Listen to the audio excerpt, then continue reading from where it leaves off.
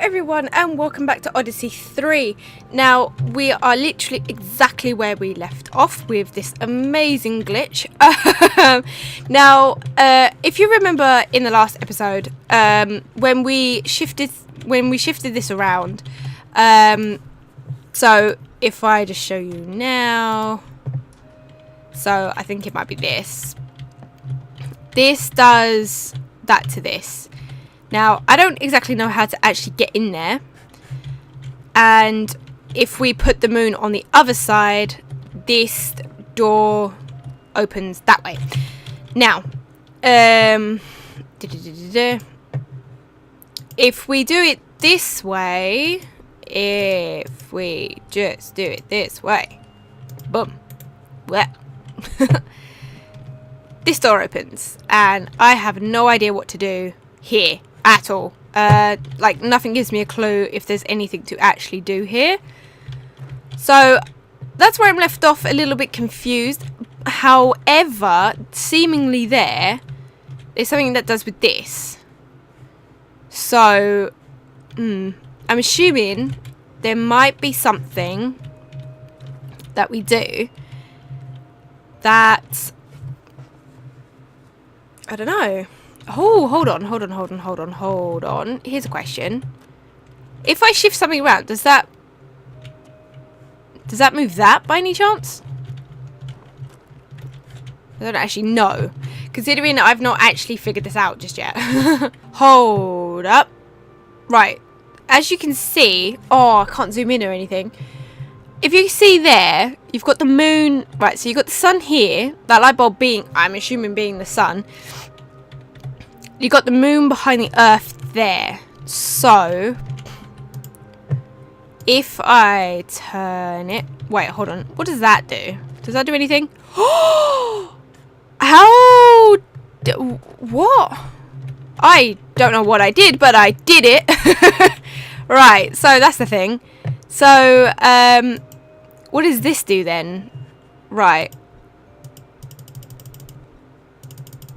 Right. So that one, we have the moon behind the sun. Sorry, we have the moon behind the earth. What does this do? Is this meant to turn anything? I'm not quite sure. What does this do? Let me have a little look around about what my surroundings are. Oh, I see. So I've got to be able to unlock a key. This is very beautiful, though. I've got to be able to... What was that? I've got to be able to unlock a key, because, like, you can't get from there to there. I'm assuming it would be from there to there. But that's not really the point right now. Is there anything that I can pick up? Apparently not. Right, so... Right, so... Right, how do we do this? Okay. So if the earth was flat... Oops. There we go. Oh! I'm so smart.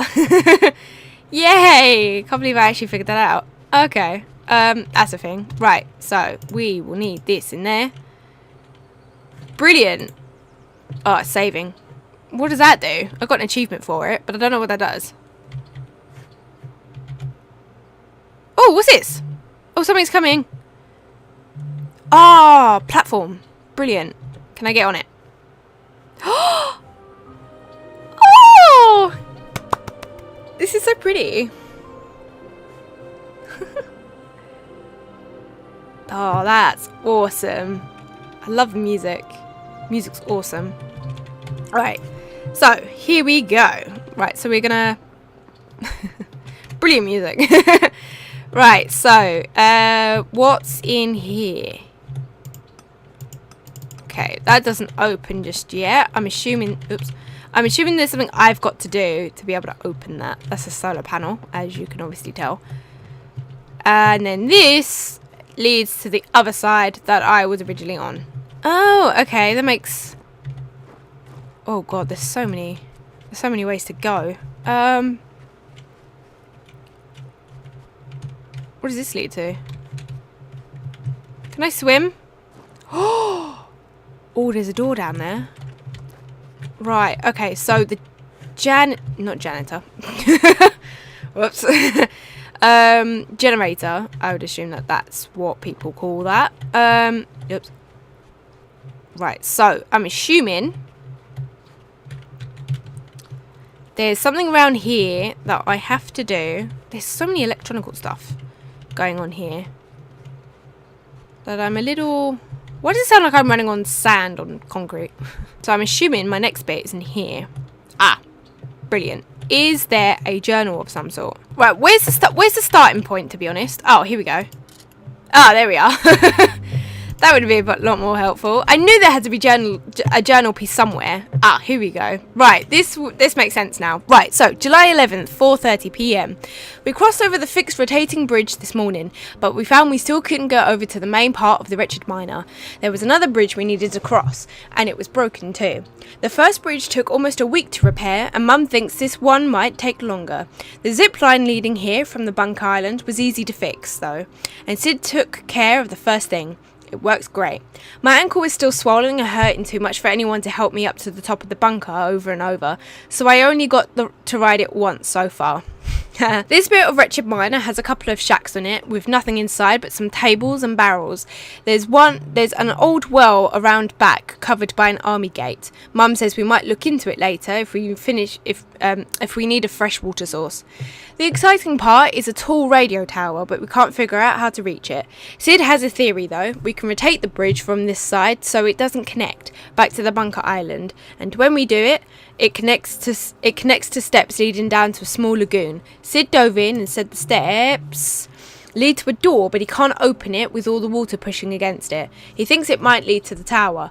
We have a sump pump, and Mum says we might empty the lagoon later and see. But she can tell high tide will just fill it up again, so we'll have to be careful. When we have the bridge turned away from the bunker island, the only way to get here is by zipline, so Mum and Dad decided these two shacks would be our new house. In case anyone comes and figures out the two combination locks in the bunker, Mum put a padlock on the zipline and has the only key. At night, we can rotate the bridge away, and that makes Dad feel secure. I think he's being paranoid. We haven't found more evidence that anyone's been here, and we haven't seen any boats or lights out to sea. Gilliam tells us people do sail from time to time, but everyone knows it's very dangerous because of all the rocks, so no one ever comes too close. There's nothing to worry about. July 11th, 9:15 a.m. I was thinking about how stars follow circular paths in the sky. If the stars were doing the moving, they would all have to go different speeds depending on how far they were from the pole star to keep the same distance from each other and not all get scrambled. That sounds magical, and I wonder how Aristotle would explain it if the Earth was stationary at the centre of the universe. Isn't it much simpler for one thing, the Earth, to spin instead of thousands of stars to move the other direction, all at different speeds, but staying perfectly synchronized? Dad told me Aristotle said all the stars were embedded in the surface of the celestial sphere made of ether. The stars were on spots. The stars were spots on the celestial sphere where the concentration of ether was dense enough to be luminous. This celestial sphere rotated as a single unit around the Earth about once a day. The pole star was on the northern pole of the spinning celestial sphere, and that's why it didn't move while the other stars seemed to revolve around it. Aristotle believed ether, the substance stars were made of, was weightless and had a natural tendency to move in circles, so no effort was needed to rotate the celestial sphere. The Earth rotating made no sense to him, since he believed the natural motion of the heavy elements, earth and water, which made up the Earth, was along a straight line towards the centre of the universe, not circular motion. I thought it made more sense for only one thing, the Earth, to be doing the moving, not the countless stars. Putting them on a celestial sphere was a clever way to make the spinning sky also one thing. I'll have to find some other angle to uncover problems with Astriel's model. July 12th, 8:45 p.m. Sid and I had been watching the stars ever since we got to the wretched islands, and I've noticed they're a little higher each night when they appear after sunset. It's like the rising a bit sooner each day. A day is 24 hours long, and it looks like the celestial sphere takes slightly less time than that to rotate once around. Dad told me I'm right. The celestial sphere takes about 4 minutes less than 24 hours to rotate one full turn. Because of this, every night the stars rising at the eastern horizon was progressively different. Like if a star rises immediately after sunset today, then tomorrow when the sun sets, it'll have already risen and be slightly above the horizon. A few weeks later, it'll appear even higher when the sun sets. This means that over the course of months, we see different stars at night. That's why the ancients could tell the seasons by looking at each star and constellations were visible. Very smart.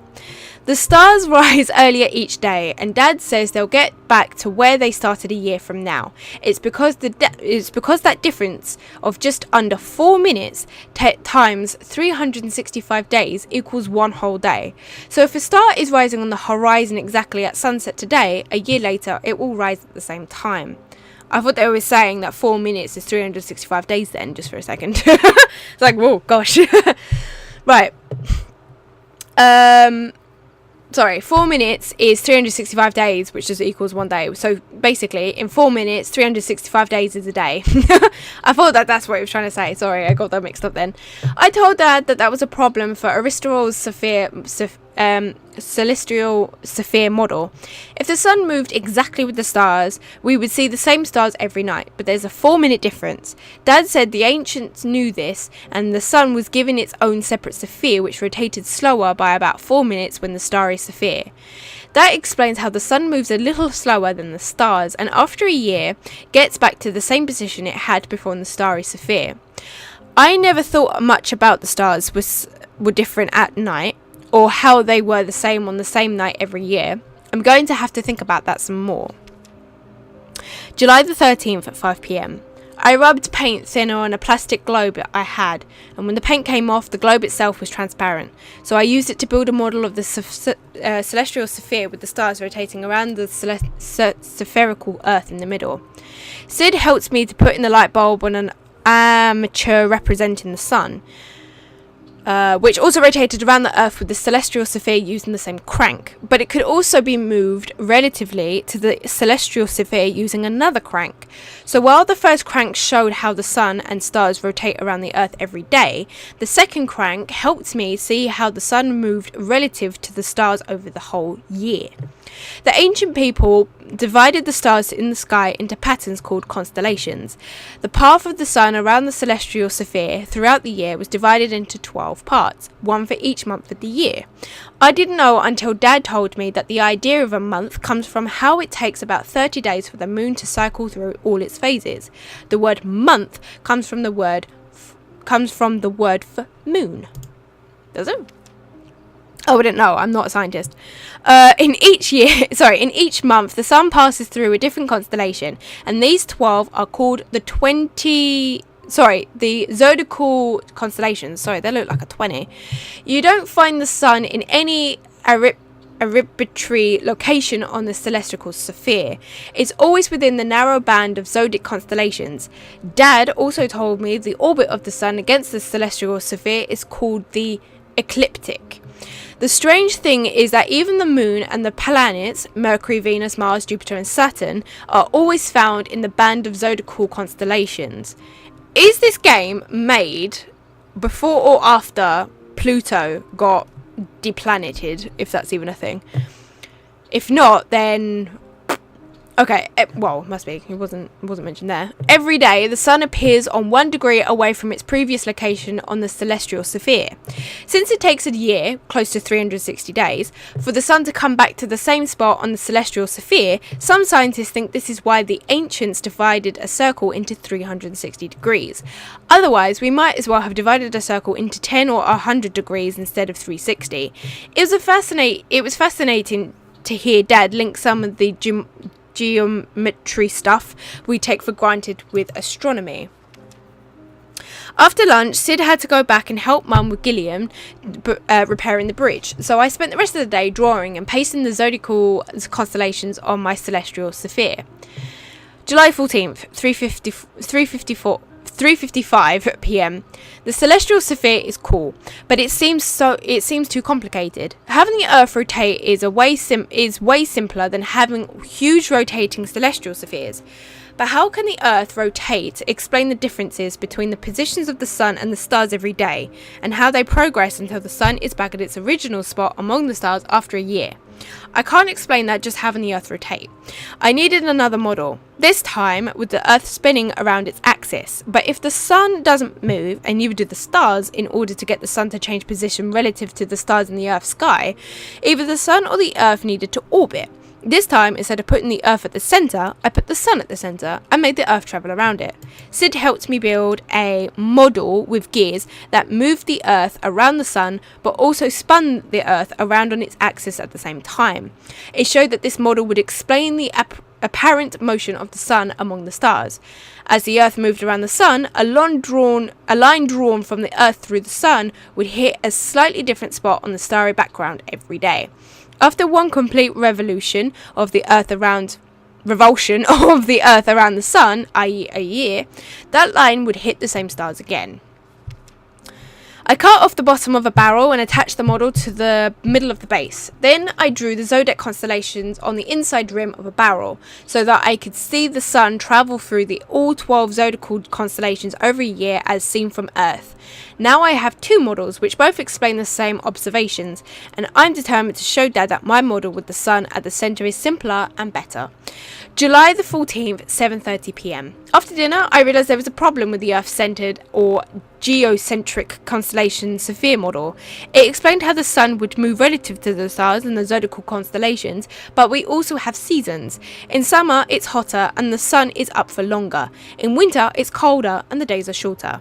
Nothing about celestial sphere explains why this happens, why the geocentric model, every day of the year, is equally long, and there's no reason for the temperature or weather to change back and forth throughout the year. When I pointed this out to Dad, he asked me why my sun-centered or heliocentric model explained seasons. He was right. Neither model explained the seasons. I attached a small pen laser beam to the sun of each model and made it always point at the Earth, and saw that it always landed on the Earth's equator every day of the year. Here we go, that's why I was looking for some yellows. Right, by a stroke of luck, while fiddling with my heliocentric model, I bumped the Earth and it got tilted but still worked, so I could spin while moving crooked around the Sun. This meant the laser hit different latitudes on the Earth at different times of the year. At one point, when the Earth was tipped most toward the Sun, the light hit its highest latitude in the northern hemisphere. Then as the Earth orbited the Sun, the laser point moved south across the equator, and when the Earth was on the opposite side of the Sun, tipped most away, the laser hit its lowest latitude in the southern hemisphere. Then it started moving north again until it got back to its starting point a year later than it started. The places where the sunlight hit most perpendicularly shown by the laser could be hotter than places where the sunlight hit more at an angle. Dad explained that this was because when sunlight hits at the shallow angle, the same amount of sunlight is spread over a larger area, so it's cooler. It was hard to understand, so he drew a diagram and then I understood. This explains the seasons because the angle that the Sun hits a particular latitude on the Earth is always changing. When the laser hits straightest on the point in the northern hemisphere, it's late spring, summer or early fall. And when the laser hits somewhere in the southern hemisphere, it's late fall, winter or early spring in the northern hemisphere. Tonight Dad told me more about the seasons. The real Earth's axis tilts about 23.5 degrees away from the vertical, and so should my model. Okay, so that's what I should be able to see, I guess. Tip that much, the laser light hits the northernmost latitude, called the Tropic of Cancer, on the day called the summer solstice crosses the equator on the autumnal equinox, which is the southernmost latitude, called the Tropic of Capricorn. On the winter solstice, where it then crosses the equator again on the spring equinox to finally return to the northern hemisphere. I said this was all great, but it didn't prove the geocentric model was wrong. The celestial spheres didn't explain seasonal changes like this, but no, Dad said I tipped the Earth on my heliocentric model to get it to work, and something similar could be done with the geocentric model. If I tilted the Sun's orbit in the celestial sphere by the same angle of 23.5 degrees instead of keeping it horizontal, it could also explain the seasons. I made these changes, plus added a pen laser to the geocentric model, and I saw sunlight fall directly on different latitudes throughout the year on the summer solstice. The sun was highest along the ecliptic, and the laser hit the Tropic of Cancer. In the northern hemisphere, as the sun moved south, the laser crossed the celestial equator on the autumnal equinox, when the laser did not hit Earth's equator. Next, the sun reached its lowest point on the winter solstice directly over the Tropic of Capricorn. Then it climbed up the ecliptic and crossed the celestial equator. On the spring equinox, when the laser did not hit the Earth's equator, then the sun kept climbing up the ecliptic until it reached its highest point again on the summer solstice.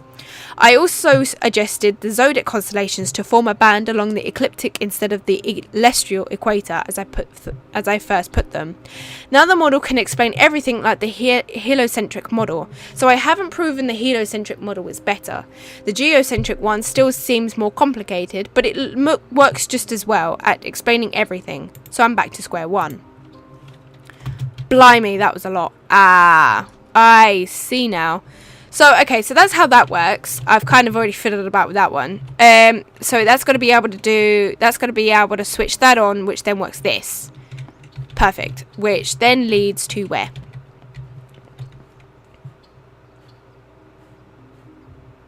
It leads to one of the generators. Right, that's not the point.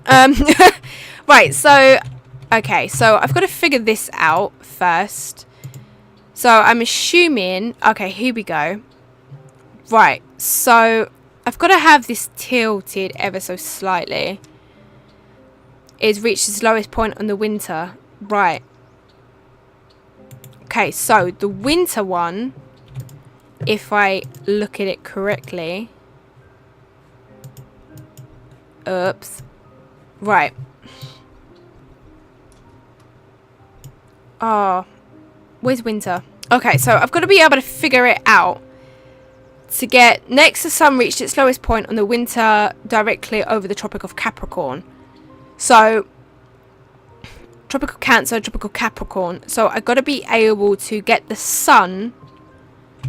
Right. I think I've got it. Oops, I wasn't meant to back out. Oh, I would say that's it.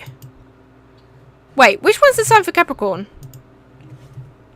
What's the symbol for Capricorn? Geometric before tilt. Yeah. Geometric model after tilt. Summer solstice pictured. That's summer. So I need the winter one. So next, the sun reached its lowest point on the winter directly over the Tropic of Capricorn. Okay. To me, that says that's that. If I'm completely honest with you. But it's not lit anything up to tell me that's correct. So I don't think that's totally correct. But what I'm going to do is I'm going to move to this.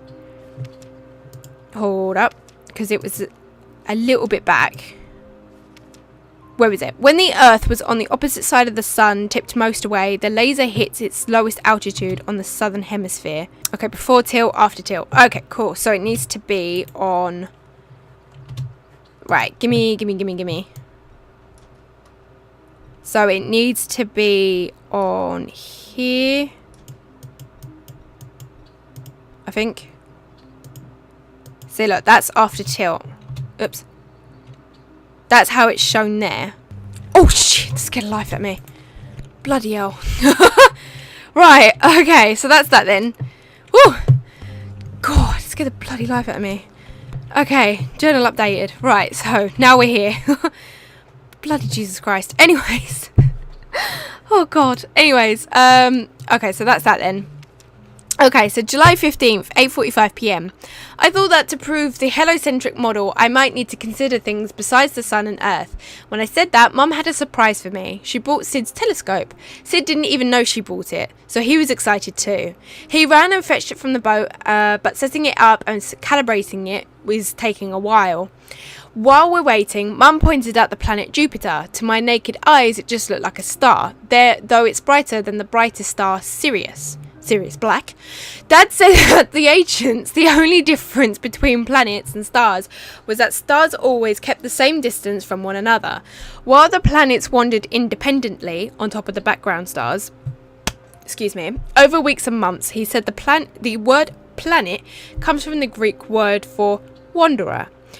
I asked Dad if it was like how the sun slowly wanders over the background of stars of the celestial sphere. He said yes, in fact. The sun itself was considered to be a planet, and so was the moon. It was the earth that wasn't a planet.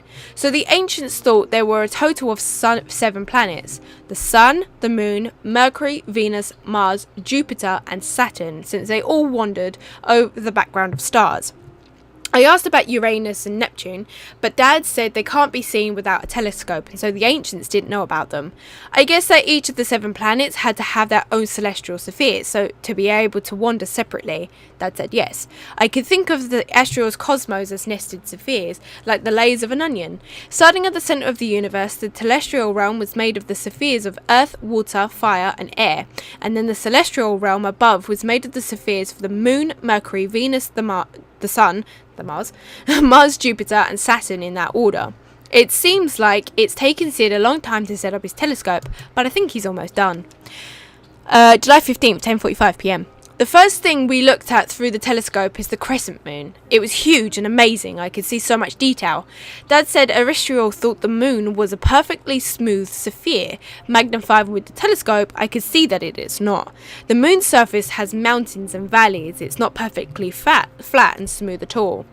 Mum asked how I could be sure that's what I was seeing, and I told her to look at the boundary between the light and the dark parts of the moon. If the moon was a sphere with no bumps, the dark edge would be smooth, but the real moon shadow was jaggy. There were also dark patches in the light region, showing that the light wasn't getting there. There were probably valleys or craters, and there were some bright spots in the dark part. That was probably where the sun hit only the tops of the mountain peaks, but not the base, because the moon horizon blocks sunlight from hitting the base of the mountains. This was like when Dad showed me how the mountain tops of wretched islands could be seen from the bases because they were blocked by the Earth's horizon. So I could now at least claim that Aristotle was wrong as far as the moon's surface was concerned. It wasn't a particularly smooth sphere. It seemed to be made of earthy matter. This doesn't prove the heliocentric model is better than the geocentric one, but at least I finally made a hole in Aristotle's worldview. Maybe if I keep finding flaws, one of them would prove my case. July 17th, 1:30 p.m. At lunch, Mum looked at my ankle and said it's healed enough for me to get back to work helping repair the bridge to the largest section of the wretched miner. Dad's still working on Bunker Island, examining and cataloguing everything he can find, but he comes down for meals with the rest of us. This time, Gilliam came down with him, and I asked what he was doing up there. He said Dad saw a boat out to sea and was asking him about it, but it was just a fishing boat. I glanced at Dad, and the look on his face told me he's not so sure. Then Dad asked Mum about solar filters for the telescope so we could look at the sun. I think he was trying to change the subject, but I also really wanted to be able to look out at the sun. Gilliam dropped his sandwich when he heard that. He works hard and seems nice, but he doesn't talk much, except this time when he suddenly had a lot to say about how you can never look at the sun, especially through a telescope. It could blind you. When Dad could get a word in edgeways, he told Gilliam that we have special filters that make it possible to look at the sun without hurting your eyes. Gilliam didn't say more about it, but he also wouldn't look at the sun through the lens once Sid installed the filters.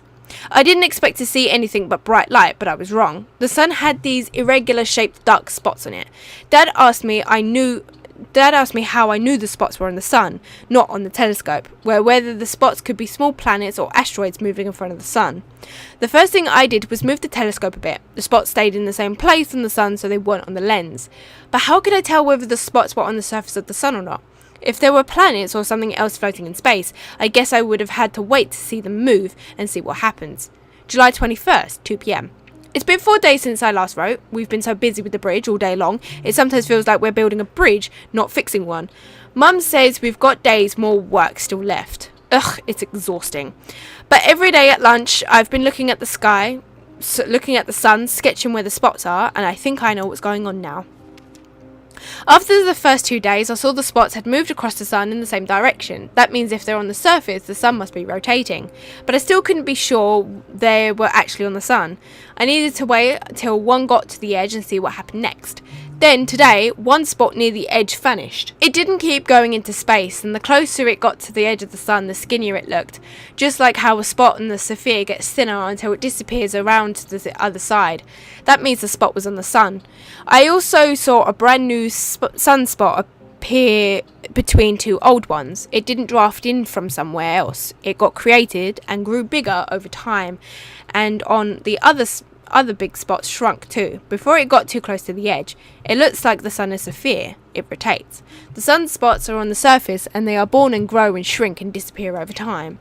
Dad said that according to Aristotle, everything in the celestial spheres is made of ether and must be perfectly smooth and never change. I proved the moon was bumpy, and now I've shown that the sun changes over time. The sunspots are always on the sun itself, and they look to be imperfections on the sun that appear then later disappear. I don't know what they are, but they showed that the sun is not entirely unchanging. Dad agreed that I'd made another hole in Aristotle's view, but it still didn't prove that geocentrism was wrong. Or the heliocentrism was the real description of the universe, but I bet I could find more flaws with Aristotle's model and finally discover the one that disproves it once and for all. July 21st, 7 p.m. Sid joked at dinner about how long it's taken me to disprove the primitive ideas of a guy over 2,000 years old. Dad told him he needs to remember that Aristotle was considered the scientific authority of the Western world for most of that time, and a few hundred years after Aristotle, still nearly 2,000 years ago, an astronomer named Ptolemy used Aristotle's physics to refine his own geocentric model of the universe. Dad said Ptolemy's new model was so accurate that planetarisms still use it today to calculate the positions of the planet and stars for their shows. Ptolemy wrote a work called Alchemist, outlining his geocentric model, and it became the standard textbook in astronomy for almost 1,500 years. Then in the 16th century, an amateur astronomer called Copernicus published a heliocentric model of the universe, and this sparkled off a fierce debate in Europe over which model was true. Dad said I was retracing that debate, and he was extremely happy about it because real science is about investigation and discovery, not just reading the words of a textbook author. Dad said Cop put the sun at the centre of the universe, an increasing order of the distance where the planets Mercury, Venus, Earth, Mars, Jupiter, Saturn, and finally the starry sphere. The moon was the odd one. It circled the Earth while all the other heavenly bodies circled the sun. The Earth rotated around its axis one day and also revolved around the sun once a year, like just how the model I built. Dad said that even though I think Kopp's model is simpler, people during this time felt Ptolemy's geocentric model was more satisfying. In Ptolemy's model, it sounds like Ptolemy. Everything went around the Earth, while in Kopp's model, most things went around the sun, but not the moon, which instead went around the Earth, while the Earth travelled around the sun. This didn't seem elegant at all, and it was one of the reasons few people accepted Kopp's model at the time. July 21st, 11:15 p.m. Looking at Jupiter a couple of nights ago, I noticed something interesting. Through the telescope, it's an enlarged circular shape, but I also saw 4 smaller dots nearby, but I couldn't see without telescope. I thought they were just faint stars, but tonight, looking again, those 4 little bits of light were not only in different places compared to Jupiter, but they were in different places compared to each other. That means they can't be stars. Dad was happy to hear this. It seemed like he wanted to tell me what they were, but wants me to figure it out. He said I should keep an eye on them over the next few days. It's time to go to bed, but Dad says he's going to stay out a while longer. I just peeked out from the shack. He's got the telescope pointed at the horizon. I think I see a flickering light out there. Maybe it's just that fishing boat he's worried about. Sid says parents aren't supposed to be paranoid. It's their job. July 23, July 23rd, 10:45 p.m. Tonight's the third night I sketched Jupiter with the 4 flecks of light nearby, and it definitely seems like those objects are moving relative to Jupiter. Initially, 3 were on one side and the 4 was on the other side.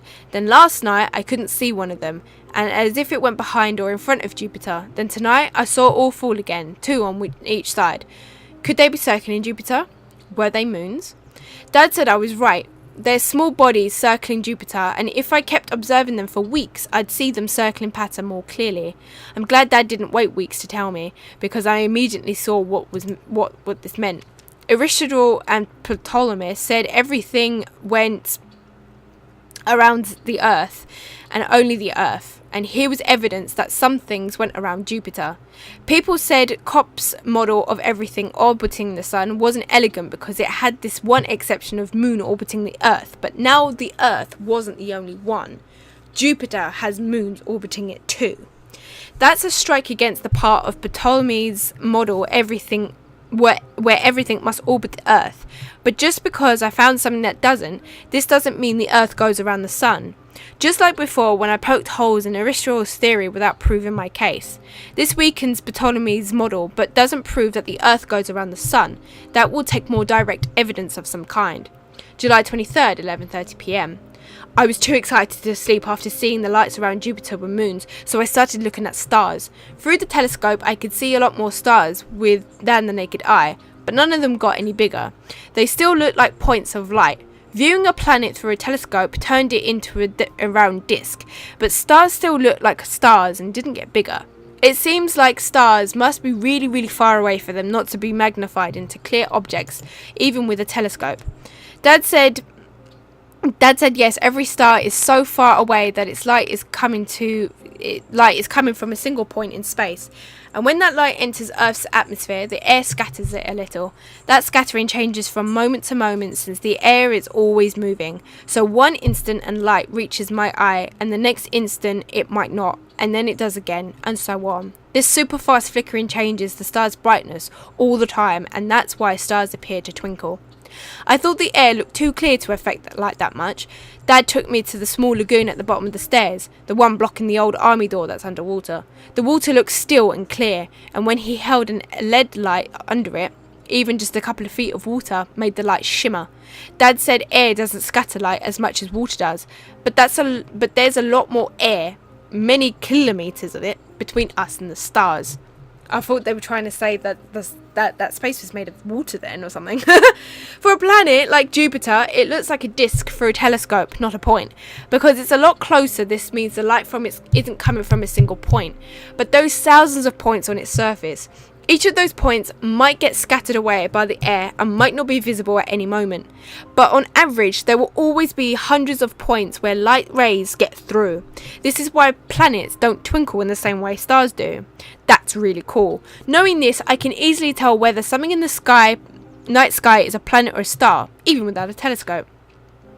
July 24th, 7:45 a.m. Thinking about everything I've seen through Sid's telescope, I told Dad at breakfast that the evidence clearly supported Kopp's and refuted Aristotle and Ptolemy. 1. The moon is not a smooth, perfect sphere. It has mountains and valleys. 2. The sun is not eternal and unchanging. It has spots on it that appear and disappear. 3. Ptolemy said everything orbited the Earth only, but Jupiter has moons orbiting it. Dad told me that he had another argument in favour of Aristotle and Ptolemy. If the Earth goes around the sun, then over a time span of 6 months, Earth could move a huge distance and the position of stars could change with respect to each other. To explain, he walked a few steps away and told me to hold my finger and thumb apart, so it looked like I was about to squeeze him. He said the space between my thumb and finger is the apparent distance between his 2 arms. Then he said to walk toward him without changing the distance between my fingers. When I did, he got bigger than my finger measurement, of course. He said this happens because the closer something is, the bigger the angle it covers gets. From your viewpoint, and that's called parallax, using the same logic, if we moved huge distances around the sun, we would get closer to and farther from stars, making it appear to move closer and further apart from each other. But the apparent distances between stars was never seen to change, so people believed Earth must be stationary. I told Dad this wasn't fair. The stars must be really far away to not get magnified into disks when they're seen through a telescope, and if they're that far away, the Earth's orbit around the sun is tiny compared to the distances to the stars, so we wouldn't see any changes in the separation between the stars. It doesn't prove Earth is stationary. Dad said this is exactly how supporters of Kopp's defended his model, but supporters of Ptolemy said it was a cop-out. Get it? I don't agree, but I guess I see how the absence of parallax doesn't prove Ptolemy's model is right, but it doesn't prove it wrong either. I have to do more work. Right, so if we go back, there's so much reading in this. Jupiter has moons orbiting it too. Viewing a planet through a telescope turned it into a round disk, but stars still looked like stars and didn't get bigger. Right, so okay, I think that might have something to do with the thing. Where's the other one? Right, the sunspot are always on the sun itself, and they look to be imperfections on the sun that appear and then later disappear. Okay, and there was one last bit, I think. Here we go. The real moon's shadow was jaggy. There were also dark patches in light regions showing that light wasn't getting there.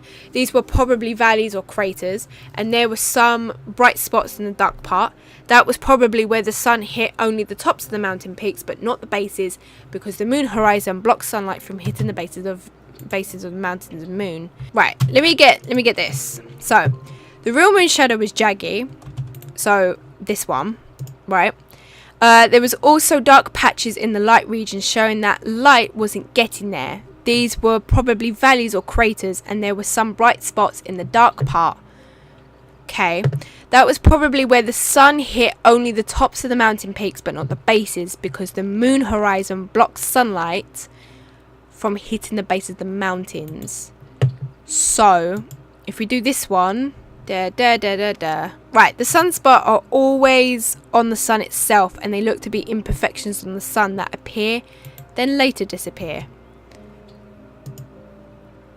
Ooh, see, I wouldn't know. This is very confusing, because he hasn't exactly explained his diagram there. Right, Jupiter has moons orbiting it too. Wait. Am I supposed to select the panels that he describes in this? Is that what I'm supposed to be doing? Right, hold on. Right, so the real moon has jagged. Right, so let's start again. So we go this one. Oopsie, wasn't meant to do that. So we go that one. Okay.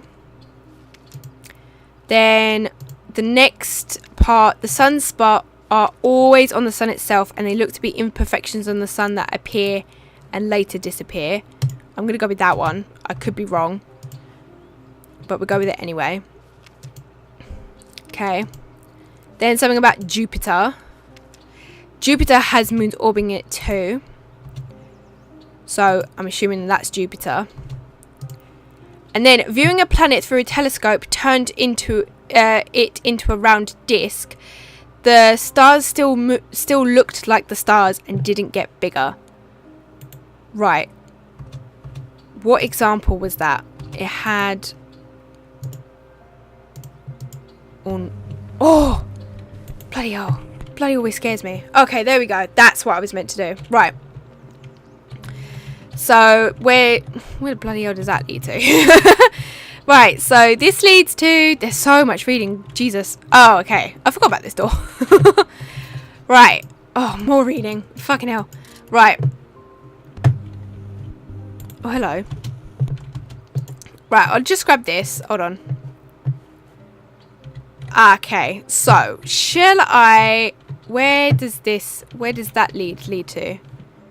Goes back out. Oh, that goes down to the door, does it? Oh, it does. Right. I think what I'm going to do is I'm going to try and get the door open, and then I'm going to leave this episode here. There is so much reading. I've been playing this for almost an hour now. but I kind of just want to get the door open, if you know what I mean. Okay, so I'm assuming it's got something to do with these. That's what this next journal is about. July 25th, 8 a.m. Apart from Jupiter, Mars is another planet that's clearly invisible in the night sky. I've looked at Mars through the telescope a few times, but it just turns a slightly reddish dot into the slightly bigger reddish disk, with nothing much else interesting about it. It didn't help with the helocentrism debate anyway. Dad said that might not be true. If I had a lot more time to observe it, he said Mars was going through an unusual period now. Normally, like the sun and moons, planets appear to travel through the zodiac constellations. The sun progresses through the zodiac constellations in order. They appear around the ecliptic, but sometimes planets stop and move backwards through the zodiac. For Mars, this was one of those times. Mars was currently in the constellation Sagittarius, and if it moved through the constellations like the sun does, it should be moving towards Capricorn, but instead it was moving back towards Scorpio. Dad said in a few weeks it will stop and go forward again to Capricorn. Dad said this temporary backward or retrograde motion of Mars was a problem for ancient astronomers. A model that put Mars on a spinning celestial sphere like the sun couldn't explain it. I asked Dad what Ptolemy thought about this, since it contradicted his beliefs that bodies made of ether in the celestial realm have to keep moving in perfect circles. Dad said it was tricky to explain, but at lunchtime he'd use a model to show me how it worked. July the 25th, 1:30 p.m. Dad said a simple way to make Mars orbit the Earth was to make it trace a circular path around it, but since the ancient astronomers knew about the retrograde motion, they had to make Mars go backwards sometimes without violating the requirement that everything must always go the same speed in the same direction along a circle. According to Dad, an ancient astronomer called Apollonius came up with the ingenious way to meet this requirement, and Ptolemy adopted it. Apollonius showed how the overall trajectory of Mars could look like it does, not a simple circle, but as a combination of two paths where each of them were perfect circles being traced at constant speeds. I really couldn't understand what Dad meant by this, so we got Dad's Buddha board from the bunker at lunch. He likes using it to paint quick sketches using only water, and soon the sketch appears as the water evaporates, so he can reuse the board and not need any paint. He set up the board on the top of the table in the hut, and he rigged it with two motors. One that spun at an axle at the centre with a long arm attached, and another that spun a smaller arm around the end of the long arm. He put the paintbrush on the end of the small arm, and he said it represented Mars, with Earth at the centre of the board. The long arm travelling in a big circle like the main orbit of a planet. Dad called it different. The other shorter arm goes in a smaller circle. Dad called an epicycle. He then showed me how Mars could be made to go around the circle. The epicycle, while the centre of the epicycle goes around the larger circle, the different with the Earth at the centre. By adjusting the two speeds of the motion along the epicycle and different, you could have Mars sometimes reverse and go backwards, like the retrograde motion we see in the sky. I paused the arms at the moment Mars was moving backward in retrograde to show Dad, and he said I was right. This might sound bizarre, but playing with the spinning arms on the Buddha board, I could make lots of unexpected and beautiful patterns just by changing the speeds of the epicycle and different. It wasn't just a model, it was fun and great art tool. I wish I could show this to everyone at school. I'm almost sad that I have to show how this beautiful tool is wrong about the way the universe works. July 25th, 5:45 p.m. In Ptolemy's model, the Earth is fixed, so it's easier to figure out. Hold on.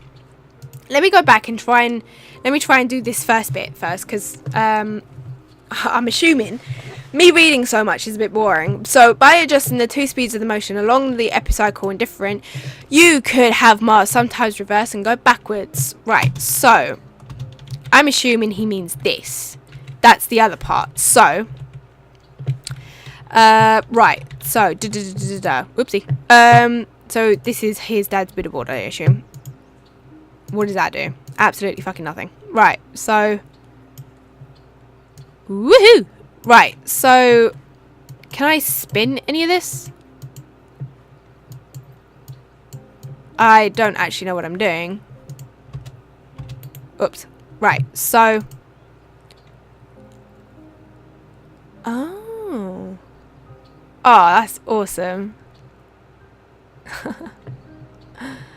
Okay, let's stop that. Right, so what was I meant to do? Retrograde motion, genetic model. So the red one is wrong, I assume. So have Mars sometimes reverse and go backwards. That's retrograde. Okay. Patterns on the Buddha board. So I just made up that one, I think. But I need to make this. Oh, wait, hold on. So what did I even do? Oh my god, I didn't. Okay, whatever that means. Okay, fair enough. I don't know what the hell I just did, but I did it. Okay. July 25th, 5:45 p.m. In Ptolemy's model, the Earth is fixed. I think I read all of this bit, didn't I? Okay, so to show retrograde motion with the sun at the center, I need to build a model that could visualize where Mars would be in the sky when Mars and Earth were both moving. I also ignored the diurnal rotation of the Earth like Dad did, since it makes no difference. Fortunately, the stars don't move in the model, so at least something can stay still. The stars are fixed in the sky, so it decided to build my model in the bottom of an cut off barrel like my other model, painting the zodiac constellations on the inside rim. First I mounted a fixed light bulb on the bottom of the barrel in the center to be the sun. Then Sid helped me make two rotating arms, a short one to hold a model of the Earth and a longer one for Mars. We also rigged a pen laser beam to the Earth so that it could also point at Mars no matter where both planets were. And then I made a wide tunnel through Mars so the laser could pass through and hit the stars pointed at the barrel to show where the Mars would be on the zodiac as seen from Earth. The last thing was deciding what speeds the planets would move. Dad gave me a hint that in Kopp's model the revulsion speeds around the sun decreased the further away you were. Mercury was fastest, Venus was least fast, Earth even slower, and finally the stars were stationary. That sounds like another elegant pattern to me. Not that elegance is most important, of course. Finally it was done, and I played with the speeds of both planets, making Earth go around the sun in less time than Mars took, and boy did I get a shock. The laser beam moved through the zodiac constellations in the correct order, like we would see from Earth, but whenever the Earth caught up with Mars in their orbits and passed by, the beam would temporarily move backwards. I can even pause it to show Dad later the moment it happens. It's awesome. The retrograde motion of Mars literally emerged out of the model, and without any complications like epicycles and difference, without even knowing how it would happen, they were building it. July 25th, 7:15 p.m. I explained to Dad at dinner how my heliocentric model could explain the retrograde motion of Mars in a simpler way than the geocentric model, because it required no far-fetched features like epicycles. Dad said he was very proud of how I discovered retrograde motion emerging naturally from my heliocentric model, but it didn't prove Ptolemy was wrong. Okay, I didn't prove it, but it was so much better and simpler. But then Dad said it turns out Kopp's model didn't match observed locations of stars and planets as well as Ptolemy's model did.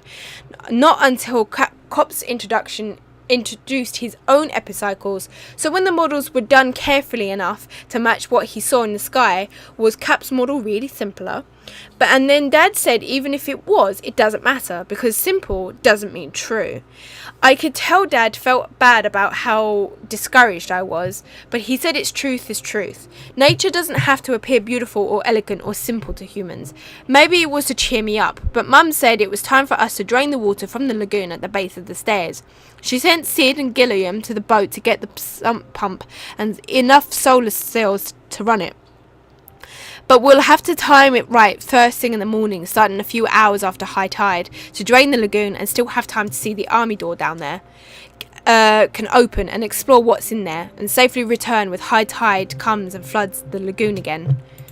Okay, whoops, no, wasn't meant to do that. Okay, so right, so what can I do?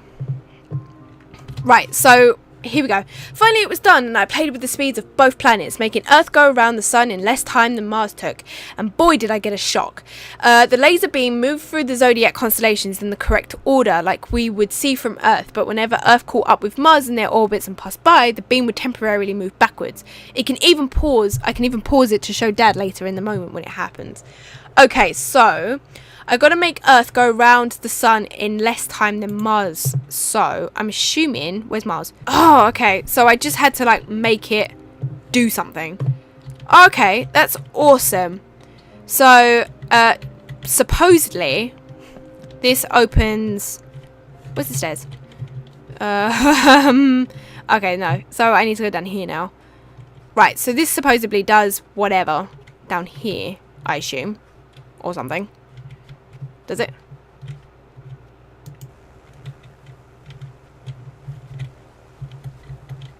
Oh, this gets rid of the water. Oh, that's awesome. I love that. Ah, awesome. Right. 10, 10, 10. Please don't drown me. Please don't drown me. Woo! And we're in. Can I shut the door? Right. Let's have a little looky. What's... Whoa, this is getting dark. Right. As simple as this is, it's really pretty. Anyways, I'm going to leave this episode here. I've been playing for over an hour now. There's been so much reading, but I am thoroughly enjoying this game. The more I play it, the more I just like fall in love with it. So I'm going to leave this episode here. When I come back, I don't know how much there is actually left of this game. I can't imagine there's too much left. But I could be completely wrong. But if you did like this video, please click that like button down below, and while you're there, please click the subscribe button so you're told when my next Odyssey, the Invention of Science video has been uploaded. Bye!